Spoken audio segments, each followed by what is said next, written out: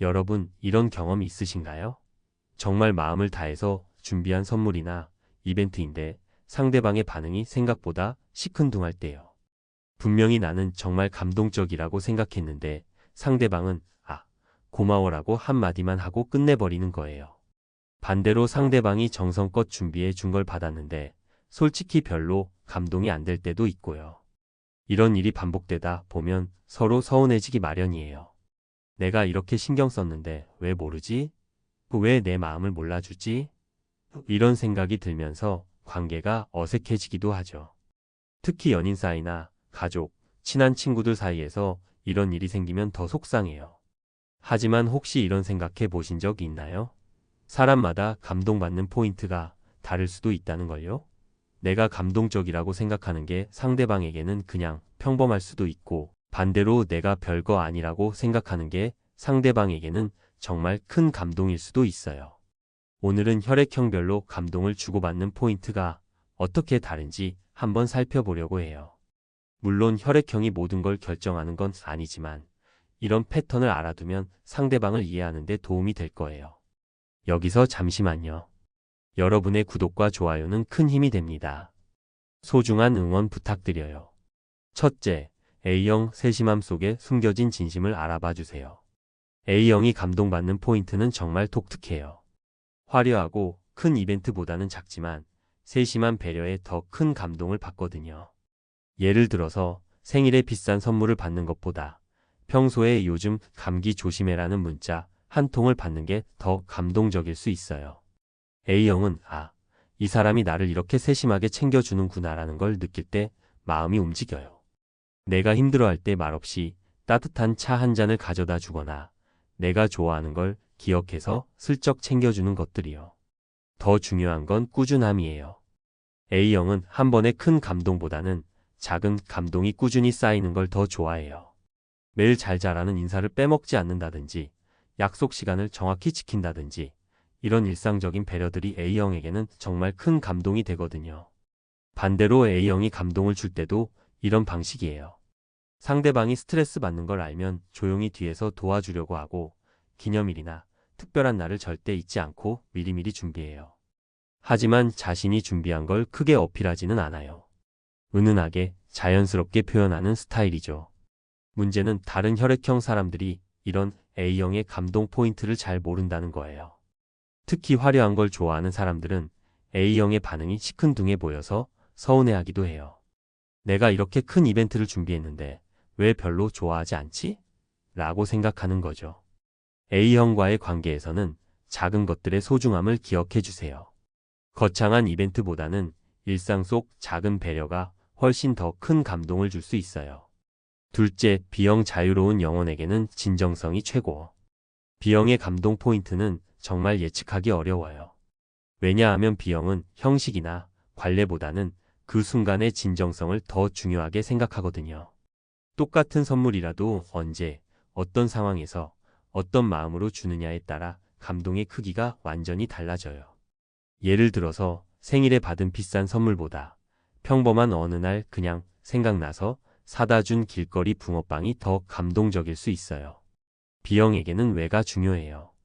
왜 이걸 준비했는지, 어떤 마음에서 이런 행동을 했는지가 감동의 핵심이거든요. 또 B형은 창의적이고 독특한 것들을 좋아해요. 뻔한 이벤트보다는 상상도 못했던 깜짝 놀라게 하는 것들에 더 큰 감동을 받아요. 하지만 여기서 중요한 건 그 창의성이 진심에서 우러나와야 한다는 거예요. 억지로 특별해 보이려고 하는 건 오히려 역효과가 날 수 있거든요. B형이 감동을 줄 때도 마찬가지예요. 계획적이기보다는 순간적이고 즉흥적인 경우가 많아요. 갑자기 오늘 날씨 좋으니까 드라이브 갈래?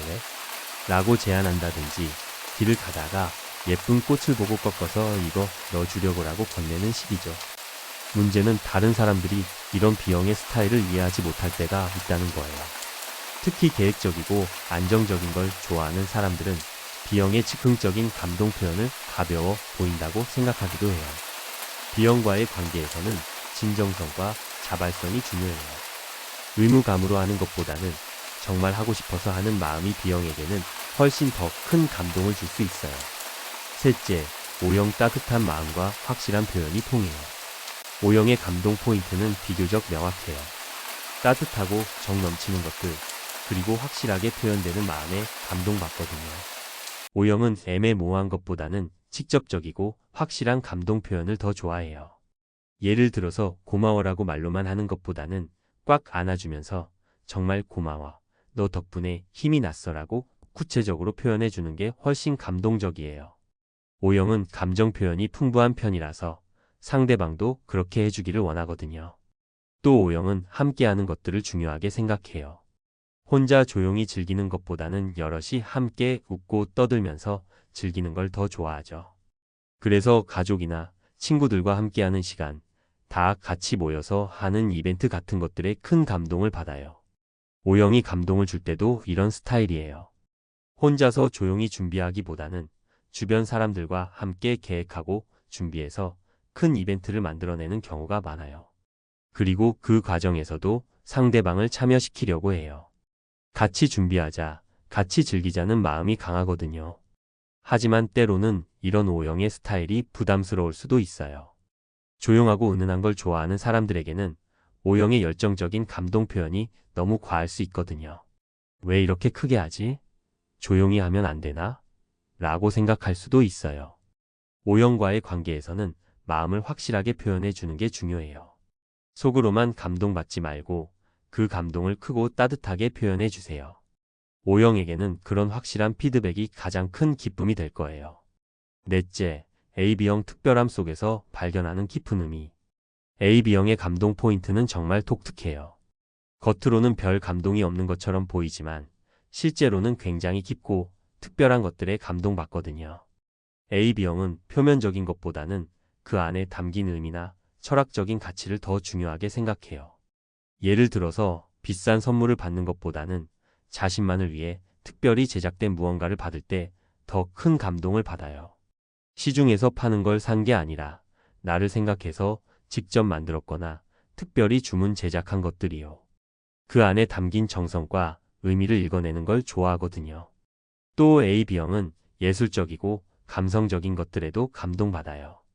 단순한 선물보다는 함께 갔던 전시회 티켓을 액자에 넣어서 선물한다든지 같이 들었던 음악을 플레이리스트로 만들어서 준다든지 이런 감성적인 것들이 AB형에게는 정말 특별한 의미로 다가와요. AB형이 감동을 줄 때도 마찬가지예요.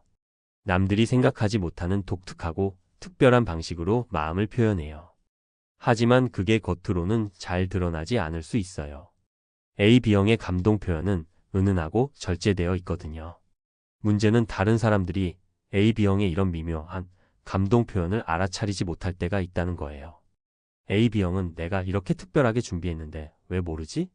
라고 생각하고 상대방은 AB형이 감동했는지 안 했는지 모르겠어 라고 생각하는 거죠. AB형과의 관계에서는 섬세한 관찰력이 필요해요. AB형의 미묘한 반응과 표현을 놓치지 말고 그 안에 담긴 깊은 의미를 읽어내려고 노력해주세요.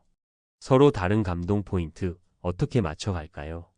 이렇게 혈액형별로 감동 포인트가 다르다 보니 때로는 서로 엇갈리는 경우가 생겨요.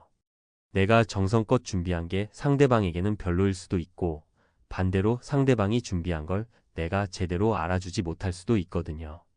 하지만 중요한 건 서로의 차이를 인정하고 이해하려고 노력하는 거예요. 내 방식이 무조건 옳다고 생각하지 말고 상대방만의 감동 포인트가 있다는 걸 받아들이는 거죠.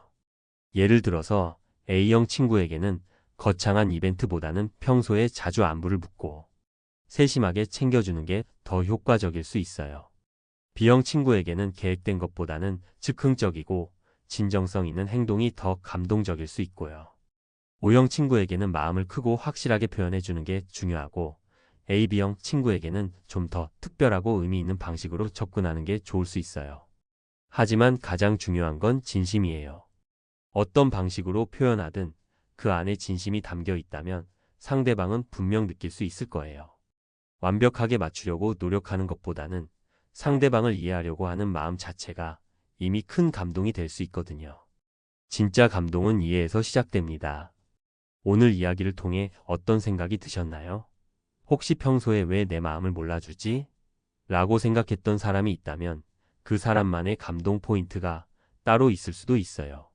조금 더 관심을 갖고 관찰해 보면 그 사람만의 특별한 방식을 발견할 수 있을 거예요. 반대로 다른 사람이 나에게 보여준 관심이나 배려를 놓쳤던 적은 없나요? 내가 생각하는 감동 포인트와 달라서 그냥 지나쳤던 것들 중에 사실은 정말 큰 마음이 담겨 있었을 수도 있어요. 감동이라는 건 주고받는 거예요. 한 사람이 일방적으로 주거나 받는 게 아니라 서로의 마음이 만나는 지점에서 생기는 거죠. 그러니까 상대방의 감동 포인트를 알아가는 것만큼이나 내 감동 포인트도 솔직하게 표현하는 게 중요해요. 나는 이런 걸 할 때 기뻐해.